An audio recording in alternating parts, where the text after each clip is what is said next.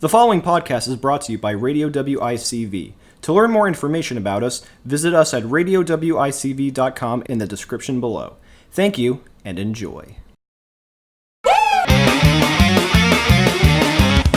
Good morning, Baltimore! Actually, it's the evening, but who gives a fuck? What is up, peeps? It's Eli Copperman, the host of Sketchacast, the podcast on Radio WICV, where I interview any given art college student here at MICA, whether they be an animation major, illustration major, graphic design major, whatever. And we have one typical rule here: if it's NSFW, it belongs. What does NSFW mean? Oh boy, Is that a Reddit thing? It's not safer for working material. Oh, okay. But, okay, so, with that said, joining me today is my good buddy, Max Woods. Hello, people. I am Max Woods. Nice to meet you. Well, not meet you, but nice to talk to you. I guess I should talk a little bit about myself and, why I'm on here. I'm an artist, of course. You know, we are at art school, MICA, Baltimore. I'm from Texas, not from Baltimore. So, Southern boy. I'm a painter. I am an illustrator, do printmaking, and I'm also a licensed tattooer back in Texas. That is awesome. Okay, great. Thank you for introducing yourself, Max. No problem. All right, so we got 10 questions. Let's get this started. So, my first question to you is, what got you interested in painting? I've been creative my whole life, I would say. I was drawing ever since I was a little kid, doing coloring books, doodling. I didn't realize that it was going to be my lifelong passion until I was in about 6th grade, when I was really conscious, you know. It's when everything became real, I was really grounded in who I was as a person. Mm-hmm. And yeah, so I started painting at a pretty young age, and I just kind of developed that into what I wanted to do as a career. I don't plan on being a painter as a career. That's just something that I like to do on my free time. It's really good artistic practice. But I do like to paint every day. The more you do it, the better you get. Mm-hmm. But I am no Picasso. Not yet. I mean, most of us aren't Picassos, yeah, in the sense that we don't even understand how his abstract brain worked. Yeah. Actually, we kind of do, because he started off as making realistic portraits before abstracting them. Mm-hmm. But, I don't know. I feel like you kind of have to know realism before you can really do abstract work really well, you know? You have to be able to render things from life before you can really break that down and make something beautiful that isn't real life, you know? Yeah, that makes sense. Okay, so my next question is, I guess you already kind of answered it a little bit. But, can I plug my Instagram really quick? Sure. Just so you guys get a basis of what my work looks like if you're listening to this and you don't know. Plug it at the end. We'll save that for later. Okay. But anyway, so do you prefer painting realistic portraits from real life, or more abstract paintings that are more unusual in drawing and the design and concept? I have always been grounded in realism, I would say. I like to do surreal work where you take elements of realism in real life and you put your own twist on it, and mm-hmm. It's just more stream of consciousness, it's more dreamlike.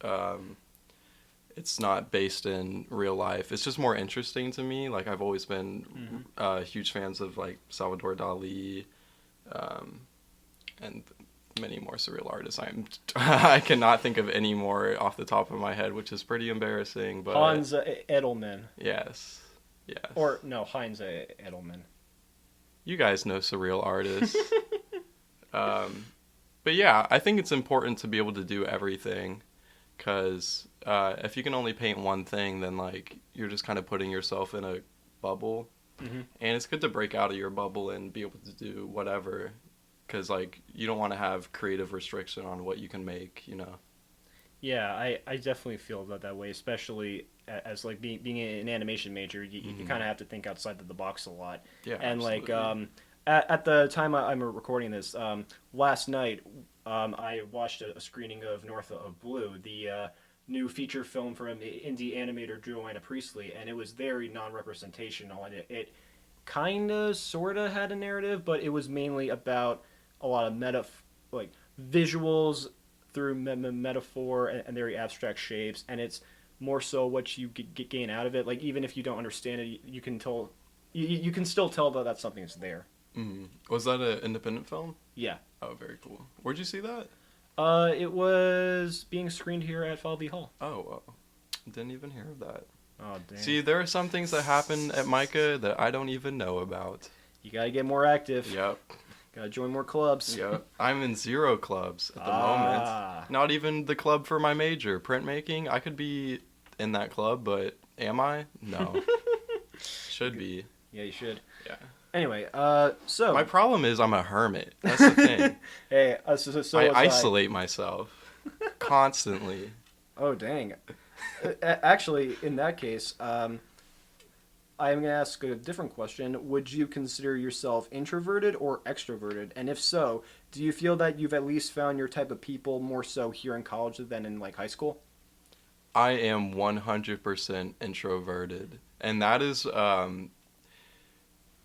that's why it was a little bit difficult for me to say yes to being on a podcast, because I've never like had to like, you know, like speak like this before, like for an hour. Like that's out of my comfort zone usually. But I've been listening to podcasts since I was like 10 years old, and I've just always admired people that could talk like that. Mm-hmm. And so I just thought, like, why not? And the second part of your question, yeah, I definitely feel like I relate more to people that I've met in college than I did in high school. High school, I went to a public high school. There was like 4,000 kids. It was in... Damn. Yeah, 4,000 children. There's 1,000 kids in my grade. It's very overcrowded. Wow. Knew almost nobody's name. I only had a small group of friends, and they were in the art department with me. And that's the only way I met them. And yeah, I feel like I didn't really like break out of my shell until I got to Baltimore, and I met people that I really liked talking to and like could connect with, you know. Mm-hmm. Like in high school, I wouldn't say like I had that many close of friends that I could connect with. Like I have a couple, you know. Yeah. Like my best friend Steven, like I've known him since middle school, and like we talk every day. Nice. Like I've never connected to somebody like I do with him. But yeah, I'd say it's like it was few and far between, like in high school, like the people that I met that I really felt were genuine and like I connected to as people, you know. Right. But yeah, since being in Baltimore, things have gotten better. Like I've opened up more. That's good. Yeah. That's great, actually. Yeah, I can definitely relate to that as someone who was introverted for most of their life. And Where did you grow up again? So I'm from Highland Park, New Jersey. It's in between Edison, Piscataway, and New Brunswick, and it's a relatively small town. My middle school and high school were connected together. Whoa. Yeah. Whoa. It was one of those cases. How many people were in your grade in high school? I'm not entirely sure, but it was definitely less than 100. Wow. Yeah, like less than 100. My school is like a midget compared to yours. Yeah, that is unfathomable to me. But it's also a midget compared to my dad's school, so. Really? What was his school? I forget, but it was in Cleveland, Ohio. I don't know if it's like so any bigger. Big school, yeah. Yeah. Yeah. All right, good, great answer. Lots of character development there. Thank you. I mean, it's hard to get to know somebody in an hour, but we're gonna do our best tonight.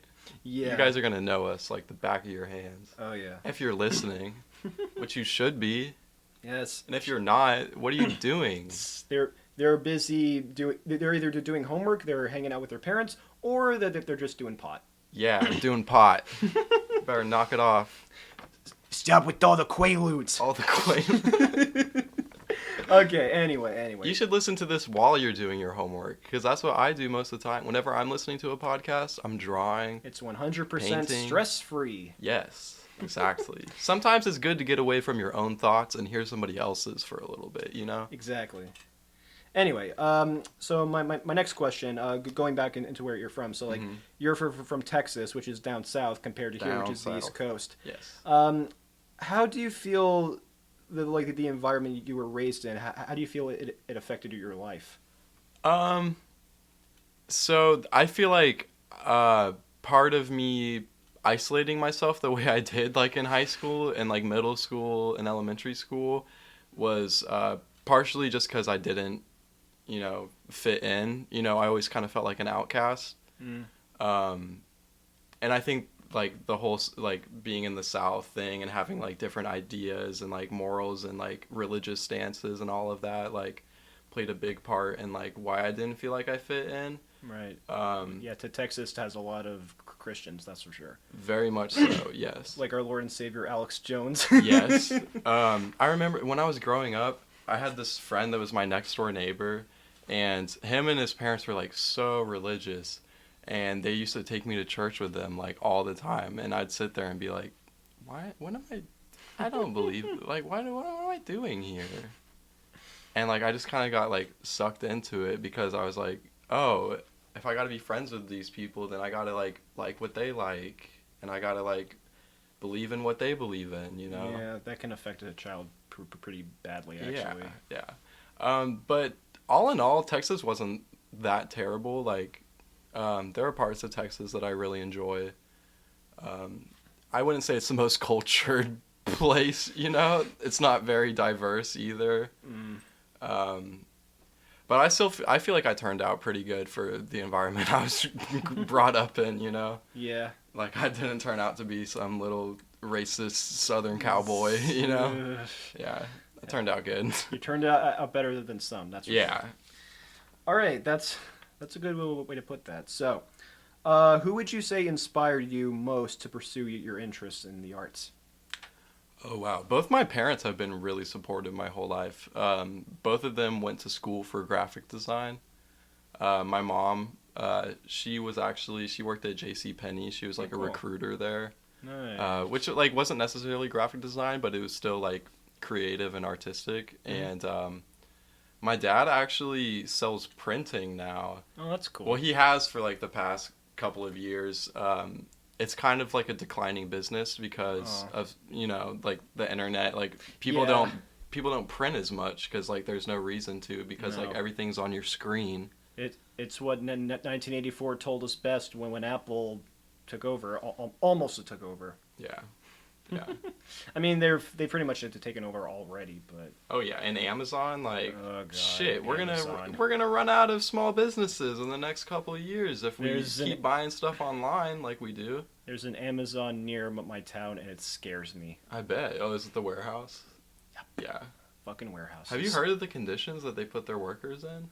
I don't know if I know about all of them, and I definitely can't speak from like what I know entirely, but from what I've heard, it's shit. Actually, it is very shit. I had a friend in the previous college I was at who did work at Amazon over the summer, and I think at one point it was on, like, the early morning news, the shitty Fox News crap, or not Fox News, but Fox 29 or whatever, or Fox 5. That was another part about living in Texas. Everybody loves their Fox News. I think, as The Simpsons would put it best, not racist, but number one with the racists. Yep. But anyway, so he was in, so that they were showing, like, something having to do with Amazon, and he just went on a full-on rant and tirade about just the shitty conditions that were there. And I don't blame him. That I don't trust those people.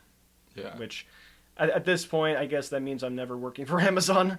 I don't think you should. I would maybe, like, sell through Amazon, but, like, I don't want to support that big corporation. No. I guess I don't want to end up like Wall-E. Oh, God. I feel like we're heading towards that future more and more every day. I do, too, man. I'm hoping not, but... Yeah, we can obviously prevent it, but... Yeah, we can, I don't know, I feel like after we die, that's going to be when everything just goes... Yeah, the generations after us. Oh, yeah. I really hope the generations after us don't get that fucked. I do, too. I just hope that they can, like, bypass it and, like, not be, like get sucked into that. Like, oh, everything's got to be online. It's got to be convenient. Like, sometimes you got to go out of your way to do things that aren't convenient. You know? Like to support others. Like, I've bought plenty of material from many artists, obviously via online, but I support them. Yeah. I hope that some people support me back, but that's a different story. Yeah. But, like, the point is, like, if there is one positive about like social media, it's that you can connect to anybody in the world. And you can make a living off it. So as long as you have a good business plan, like I see maybe you in the future selling some of your artwork on like Ko-fi or Instagram. Or, what is Ko-fi? It's a site where you can support yourself like relatively cheaply. Is it like Patreon? Almost. It's more so people like give you like at least $1 or $3 I think to support you and your artwork. Oh, so it's kind of like GoFundMe a little bit. Yeah, like do they get anything out of it? Like, are you sending them like a weekly or monthly like type thing, or is it just they're supporting your craft and like that's their compensation? At this point in time, I'm a little ignorant with the site, but I think that's the case. Cool. It's still good. It's good to have platforms like that are supporting small artists and people. You know. Yeah, absolutely. Yeah. Shout out to anybody who follows us. Yes. And shout out to anybody that just supports artists in general and small businesses. Like, good. Keep doing that. You should support more of Joanna Priestley's work. You should support people like Rebecca Sugar and Noelle Stevenson, even though I guess they're relatively successful. They are higher ups now. Yeah, they are successful. I don't think they need anybody's help at this point. Nah, they're strong women at this point. Yeah. They're on Cartoon Network and shit. They're getting that corporate money. Well, one's on Cartoon Network, the other's on DreamWorks, and they're really? Yeah, they're making a show for Netflix, so still corporate, but not as corporate. Yeah, it's funny you're an animation major because like my parents wanted me to be an animator for so long. Really? Yeah, because they're like, that's where the money is, Max. Like, I mean, it is. They're not wrong. No, like, don't get me wrong. They're not wrong. Like, you can make a lot of money if you're a good animator. Yeah. I'm like, that's not my passion. Like, I haven't been animate. Like, I'm an illustrator. Like, right. And you'll still make money off of it. Yeah, exactly. You'll probably have an easier time doing it freelance, I imagine. Yeah. But you can also like make concept art for animated features. Exactly. Yeah. So, I don't have to be the one like doing the computer work, like animating. Blah blah blah. Well, it's not just computer work. You can do it by hand. Yeah. Wow, we have gone so off topic. I love this. Yes. But then again, there is no topic, so there's no topic. We can talk about whatever. We can talk about why Pulp Fiction's a masterpiece, which it is a masterpiece. Which there's a poster of Pulp Fiction in this room. It is great. Have you seen the new Tarantino? Once Upon a Time in Hollywood? Yeah, I have not. I reviewed it on IMDb. What? Yep. Whoa. How long is that one? Is that one like close to 3 hours? It's almost as... Actually, it's a little longer than Pulp Fiction. I just have a short attention span. It's hard for me to watch some television shows, like let alone like a 3-hour Tarantino movie. Like I watched Hateful Eight in theaters, and they had an intermission for it, right? Oh yeah. Because I saw the like, it was like the widescreen, like he had like a certain film. It was shot on 70 millimeters. Yeah. I don't know if like the theater I was at like really presented the full 35 millimeter print version of Once Upon a Time in Hollywood, but it was shot on film regardless. So so it was shot the same as Hateful Eight? No, not the same as Hateful Eight, because like it's a different aesthetic, really. Oh, okay, gotcha. Yeah. But was it good? Would you recommend seeing it? Oh yeah, like it's not. I don't know if like everybody would get a kick out of it because it's a bit. I know what it's about. Like I saw the trailer and they were talking about Sharon Tate, and I was like, okay, yeah, this is about the Manson family. Like I know what this is about. Yeah, I would say it's one of Tarantino's more mature films, and I say that in, like not just in terms of like how crazy, like in terms of like how more down to earth it is, but also because it doesn't. A lot of the dialogue isn't like his typical bada bing bada boom with the dialogue. Yeah. Like shooting the shit. Like... Yeah, there's no mention of like Royale with cheese or shit like that. But because he was younger when he was writing those films. Like he's probably more grounded in reality at this point. He's trying to make stuff that connects with people more, I'm sure. Oh yeah. But they're both great. Like everything he's made is amazing. I haven't seen all this stuff, so I can't officially like say, oh yeah, everything he's made is amazing. Yeah, I think the only thing I haven't seen is the new one, the Once Upon a Time Hollywood. I've even seen some like there's this film called The Grindhouse Double Feature. Yeah, Death Proof, and the other one that was directed by Robert Rodriguez. Yeah. Which is funny. The Spy Kids guy. Yeah, which is funny because like one of his earlier films was written by Tarantino. They collaborated on it. It was called From Dusk Till Dawn. I love that movie so much. Yeah, Tarantino's in that. Is it he because he plays the fucked up cannibal brother? Do you love it because it was made in Texas? That's partially why I love it. They also go to Mexico at some point. Yeah, I was gonna say. To the titty twister. And it's just a fun movie. And what's his name? George Clooney. Yeah, George Clooney's I think in it. that was the film that brought him to stardom in film, because beforehand he was mostly well known for ER, I think, the TV series. Yeah. But this was the film where like his like popularity as a film actor just went whoosh. Mm-hmm. Anyway. Started making that big money. Yeah. Anyway, wow. I love talking about them movies. Oh yeah, I can talk about movies forever. Oh yeah, but we have a time crunch, so yeah. Gotta get in all these questions. So you said you like making tattoos, and you also stated that you have a license in that. So what type of designs do you like to create? I love making any designs. If somebody comes to me with an idea, I will try to interpret it however I can to please them. But that being said, I make flash sheets as well for like designs for people to choose from if they don't really know what they want. Mm-hmm. And I do like a lot of like I said, surreal work, like stuff that's based in reality, but yet it's very dreamlike and like stream of consciousness, you know? I see. I just like to make stuff that's interesting and like unique. Yeah. You know? That makes sense.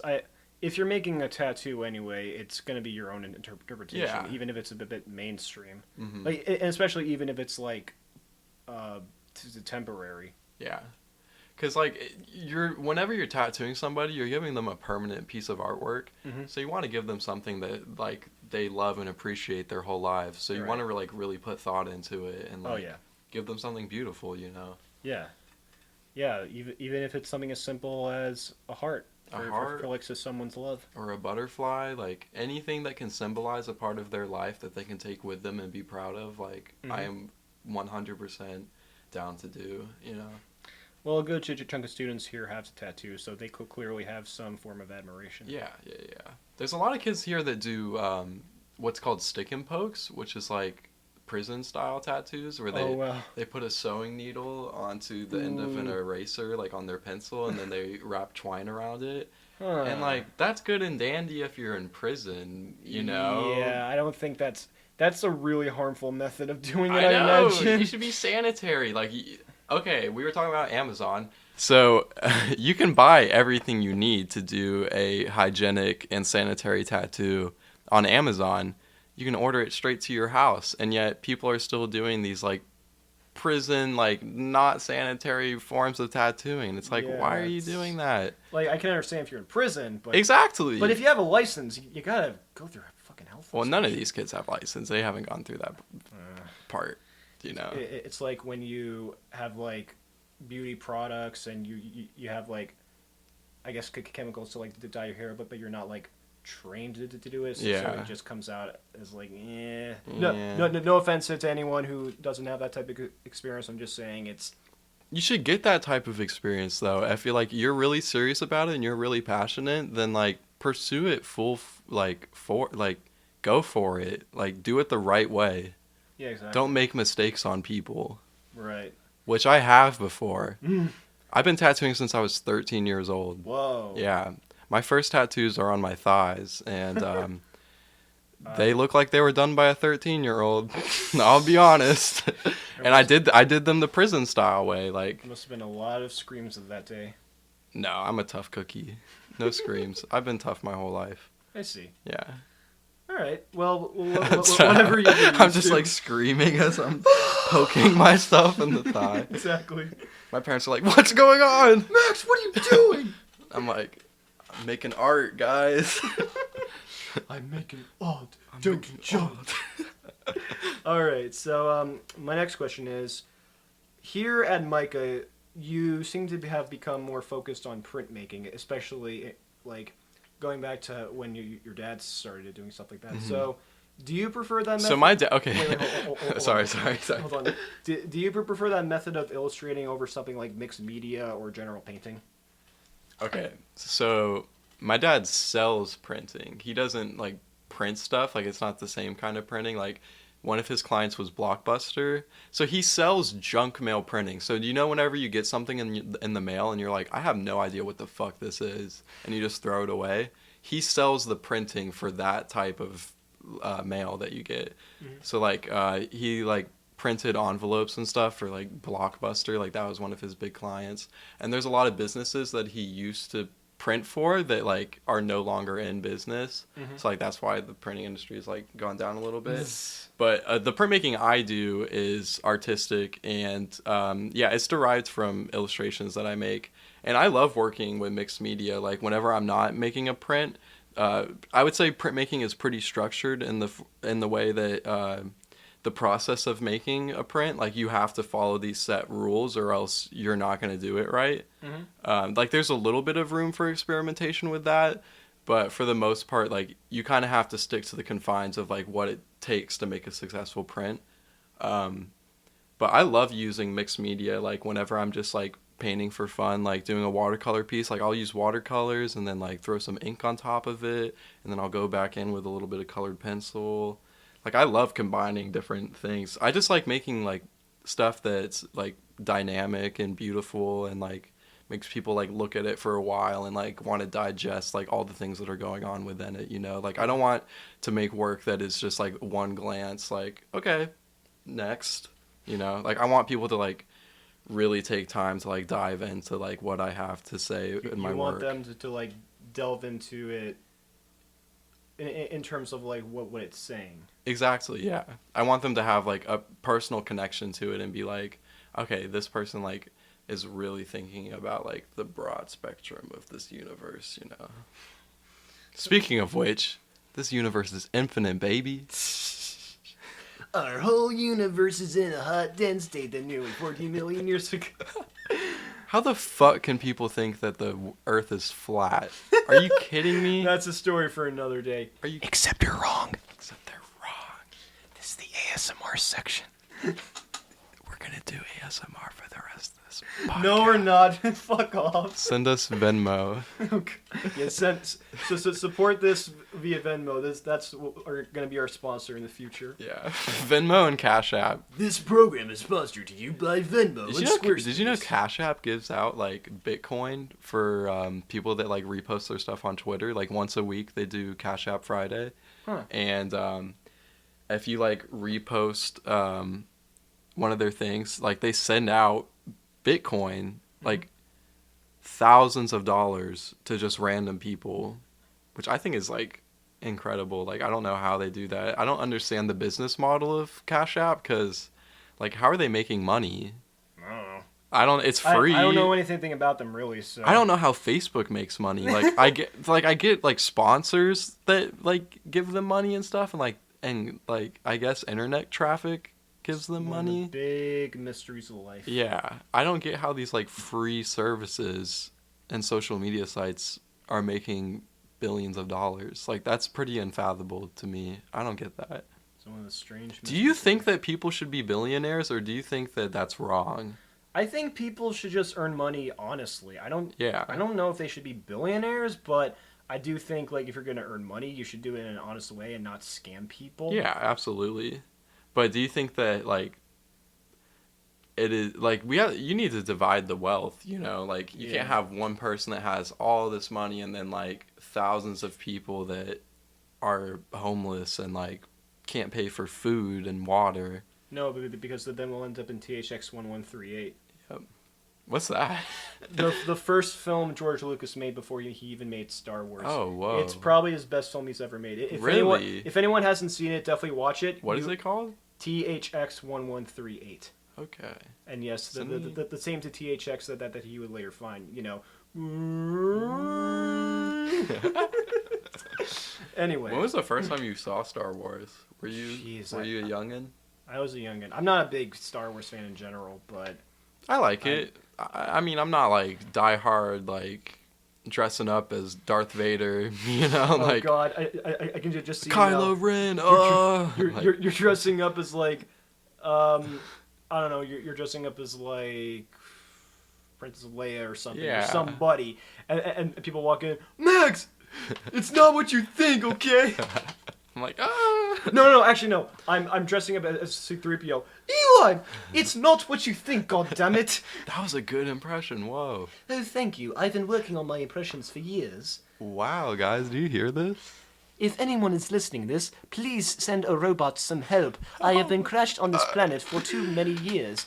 And, quite frankly, I'm not as gay as you think. But I do love a piece of that art too. Wow. A piece of that art, too. Can you do any more impressions? Wow. We're gonna chewy.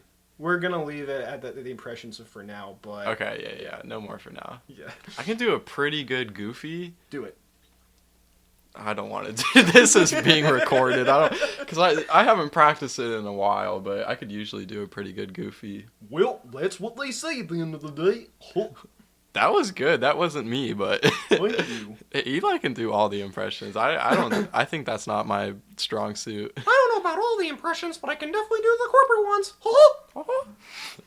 The corporate. God, well, what has this podcast turned into? Just us, the banterings of of two introverts. Yep.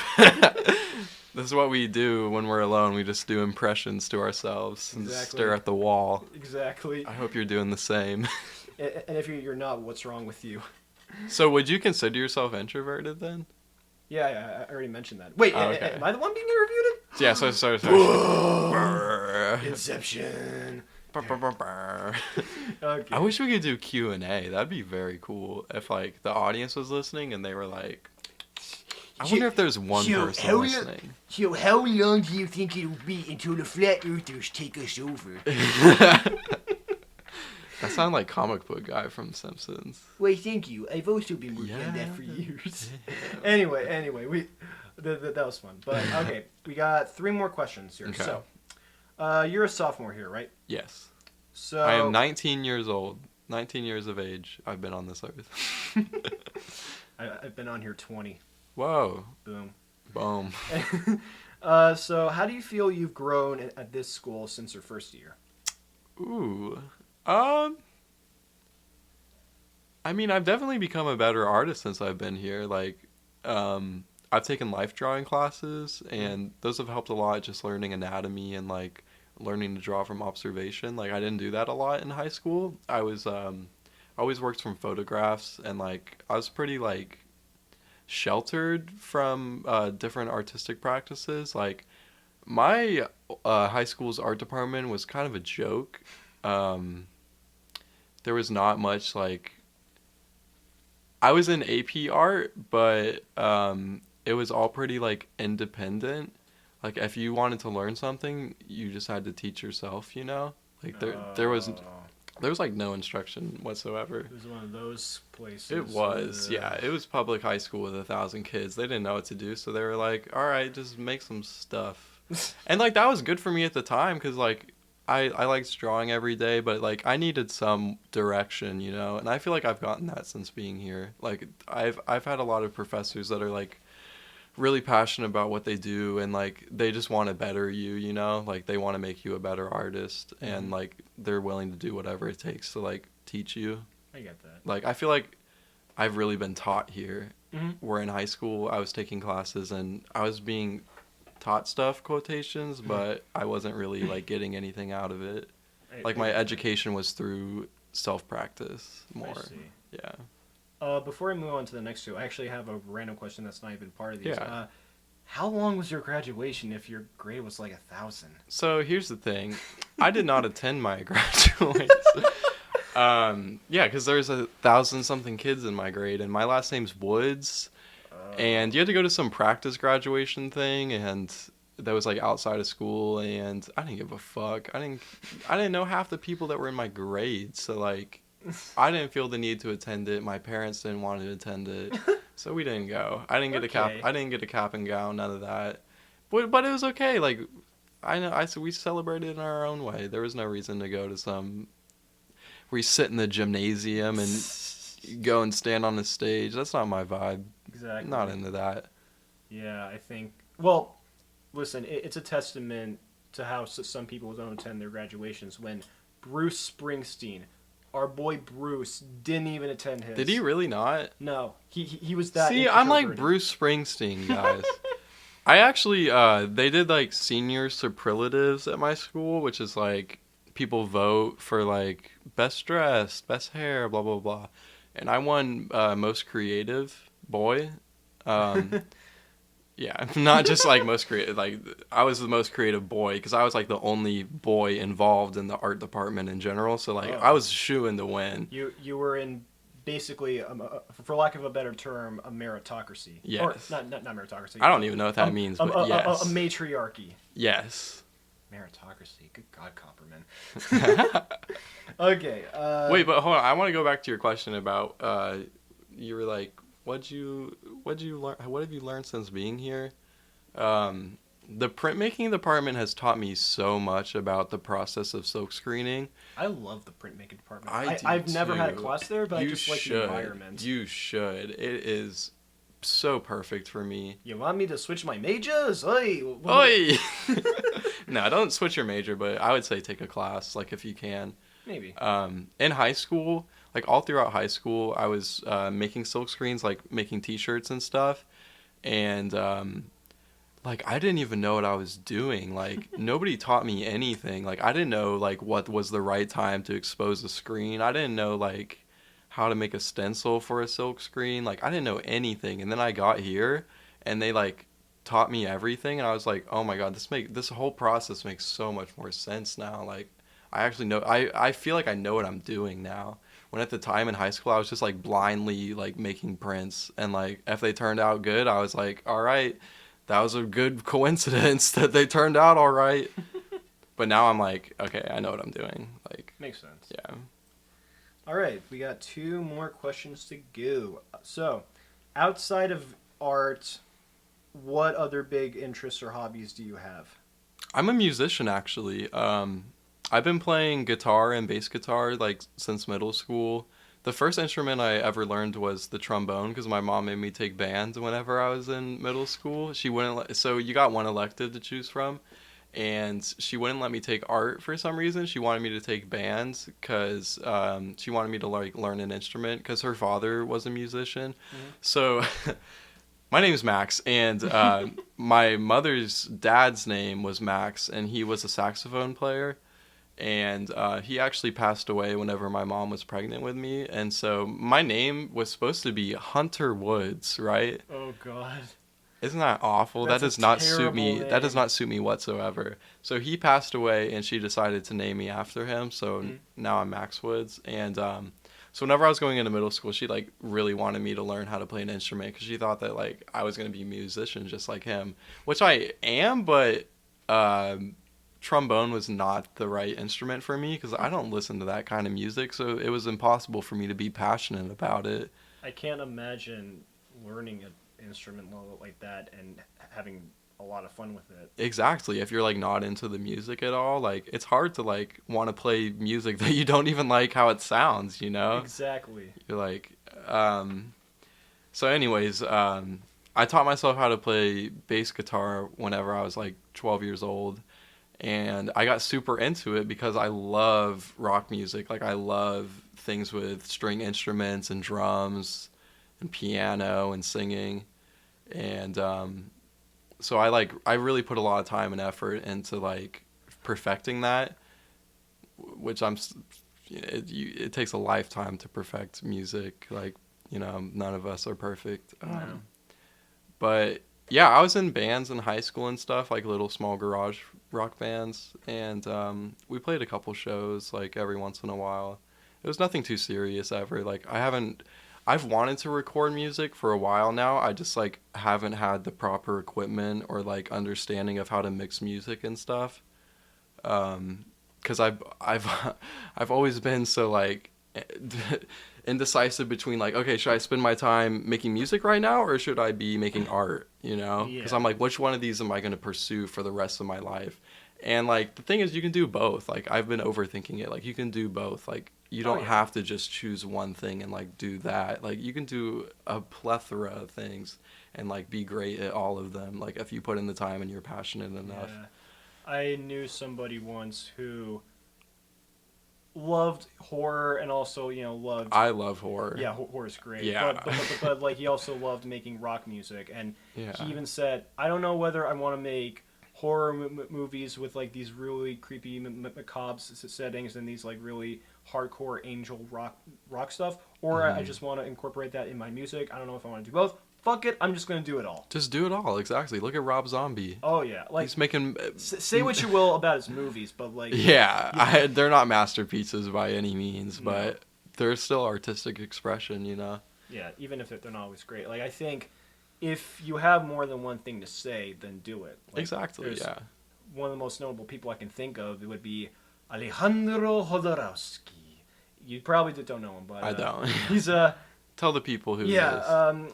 Chilean-born French filmmaker who makes a lot of weird art house type of features like El Topo, The Holy Mountain, San Desasagri, and the Dance of Reality. They explore like they're essentially meta commentaries on like real life and religion and society, while also being somewhat autobiographical from his like point of view. But in addition to those weird movies, he's also a tarot card reader, a play director, a writer, a bunch of other stuff. And jack of all trades. Yeah, and he was even a mime at one point. His first film, Whoa. his first film was basically a feature-length mime performance. Wow. Yeah. It was like him recording himself as a mime.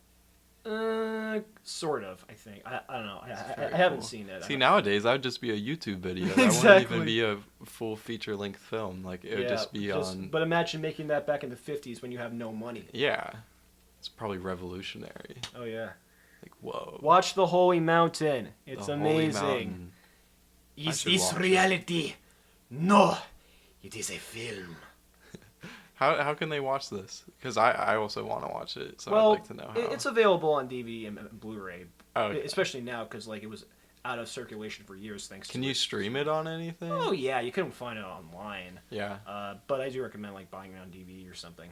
Cool. So you can support the artist. Support the artist. Don't pirate that stuff. That's illegal. Yeah. Hey, if you I'm guilty of it. yeah, if you go to Micah, there's Coffee House this Sunday.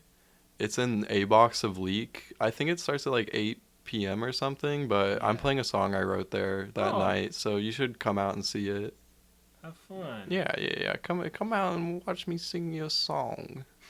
Sing you a nice Sing little a song. Sing a song. Sing you a nice little song. Right before bedtime. Oh God. Daddy Max, will you read me a story? I'm like, no, but I'll sing you a song. But I want to know the story of Goldilocks and the Three Bears. Like, get a song. I'm gonna sing you a song I wrote. Okay, fine. All right, one more question and then we'll wrap this up. Okay. So, be it personal or professional, what would you say have both been the toughest and proudest moments in your life, and how did they impact you? Toughest moment of my life. Wow, that I mean, I think just like handling death in general is always tough. Like, I've seen most of my grandparents pass throughout the years, and like, that's a difficult thing to go through. And like, you just learn a lot through life, like through those experiences. Yeah, I would just say like the middle school times, like that was like the toughest part of my life because I felt like really alone. This is getting so sad at the end of the podcast. I'm gonna bum everybody out before we. I know it's like a major just tonal shift. I know. We're talking about like our favorite films, our favorite stuff. It's now. It's like, doing fucking impressions, and now I'm like. What makes you feel fucking depressed? Yeah, I'm like, this is what makes me sad. Well, it all started when I was born. Yeah. My bones are glass. What was the other part of the question? What am I most proud of? I guess that's easier to talk about than like the hardships, you know. I'm proud of just like the time that I've put into bettering myself and bettering my craft. I feel like there's a lot of kids my age that just like played fucking video games their whole life and like sat on their phones and like they weren't like doing anything to better themselves or like really like focus on like what they're gonna do as their future and like what they're passionate about. I feel like I've been passionate my whole life, and Yeah. I'm like I'm pursuing what I want to do for a living. Even though I'm not tattooing right now, I'm bettering my artistry by being here. I'm on a full ride to go to this school. So I worked really hard in high school, like building a portfolio, because it wouldn't have been financially possible for me to go to an art school such as this. Like if I hadn't had that Right. that scholarship support. Yeah, same here. I worked so fucking hard in high school just to work on a portfolio. Like, I made animations in my spare time. Yeah, that's good. You And- keep making animations forever. Yeah, I hope that still happens. Yeah, the more you do something, like, this is so cliche to say, like, practice makes perfection, but it really does. Like, the more time you put into something, the better you're gonna get at it, and like the more fulfilling it's gonna be, like, each time you do it. Like, just keep, like, if you have something that you really love doing, just keep doing it as long as it doesn't hurt anybody, you know? Like, I don't think as long as you're not a fucking weirdo I and don't doing think it's some... gonna hurt anyone if they have a good plan. Yeah.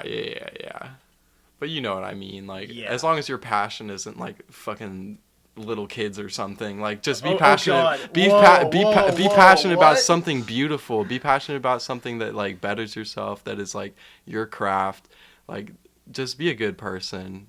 This is me talking to everybody out there. Be a beautiful, genuine person. Yeah. Treat everybody as if they were yourself in a Exactly. different And- life. And you know, college is just, well, okay, it's, I guess nowadays it's much more mandatory than it used to be, but even at that, like, you want to find success, you don't necessarily need to be in college, really. Yeah. Like, a good example, like a really, really, really good example, Adam Johnston, aka Your Movie Sucks. Like, he didn't go to, you know, film school or anything, but his YouTube channel is one of the most successful movie reviewing sites on Some YouTube. people don't and he's need- also, like, he's working on his music, he's making an album, he's like sold a lot of very nice, well, I guess not sold per se, but like he's basically just been very active for a lot of his life. He didn't even graduate high school, but he made it. Whoa. He fucking made it. His YouTube channel's almost at 1 million subscribers, so Very good. great job, Adam.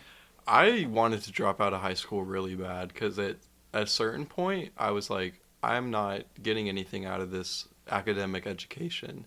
Like, I know that art is what I want to do for the rest of my life, and sitting in these like fucking algebra classes isn't doing anything to benefit me or better myself. I mean, sometimes you'll feel that way even in college, but Yeah, absolutely. if There are it's- some courses here that I've taken that I've been like, this is a waste of my time. Yeah. Like Body World Machine, making stuff out of cardboard. I'm like, oh my god, kill me. But like, it's a good contrast when it's when you like get into the stuff that you're passionate about. Yeah, absolutely. And I see why those courses exist, because like they're trying to make stuff that will benefit the general public, but some people aren't the general publics. Like, some people already know what they want to do, and like they already have a plan, and like they already have passion, and they have skill already. Like, some, like, you don't need to like generalize everybody. Right. But yeah, I feel like being here is good for me. I kind of I relate to the kind of people that feel like they don't need to go to school for something. Like, I feel like I could be moderately successful if I wasn't here and like I was just making work on my own, because like Yeah, I'm always I mean, making stuff. You know? I mean, tattoo artists make a pretty good living. I Yeah, imagine. absolutely. Yeah. You can make a living tattooing Mickey Mouse, fucking Minnie Mouse on people's backs. Yep. I'm never going to do that. That's not my style. I don't want to do that to anybody. I've tattooed some goofy stuff. Like, I tattooed Dale from King of the Hill. Oh, That was a nice. pretty goofy one. I tattooed the word hentai on my friend's leg. Hey, He wanted it, though. Well, That he you're asked in, for it. You're in Texas, where Funimation is, so that's Yep. actually very fitting. Yeah. Funimation is actually like 5 minutes from my house. And like, I've wanted to go up there and just like peek my head and be like, can I get a job? Bring me in here. Actually, I wouldn't. In that case, I wouldn't mind moving to Texas and be like, hire me. I can do voices. Hire me, yes. I got an okay speaking voice. Like, I could do some voices. I've recorded voices for my cartoons and posts, so I kind of know what to do. Exactly.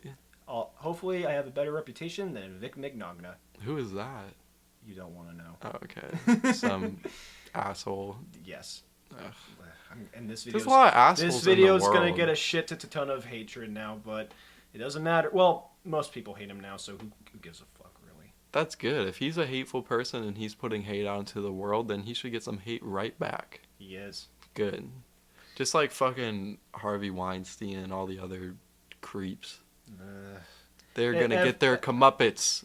Fuck you, Bill Cosby. Pedo piece of shit. Everyone's gonna get Me Too'd eventually. It's fucking Hollywood. Yeah, hopefully. If you see something that's wrong, stand up for what you see. Like, go tell somebody. Don't let stuff just fucking happen. Don't be a bystander. Exactly. Otherwise, we'll have much more disasters in the world. Yep. Anyway. keep everybody happy. If you have loved ones that you care about, cherish them. Spend time with them. Be grateful for their existence. Connect with them. Talk to them. We're all people. Exactly. Yeah. Just bottom line, to wrap this all up, just keep on loving each other. Keep on loving each other, y'all. And with that said, that was Max Woods, ladies and gentlemen. But before we officially end this, where can people find you, Max? Everybody, if you have an Instagram, my Instagram is Max Woods, just my name. Yeah, I post art on there. I post my tattoos, my silkscreen prints. I have a Redbubble and the link for you to go buy shirts and like you can buy prints and stuff through there. I don't make much money off of that Redbubble. I'm gonna try to get a better website soon that is like run by me and not like a third party source, you know. But that takes time. I had a Squarespace for a while, but it was very expensive, and I was not making sales on it. I've been meaning to go on Squarespace, but that's for another day. Yeah. And this podcast will continue another day, too. So Yes. Thank you so much for having me on, Eli. It was great talking to you. Oh, absolutely. And keep on staying lovely, peeps. And until next time, that's all, folks. That's all.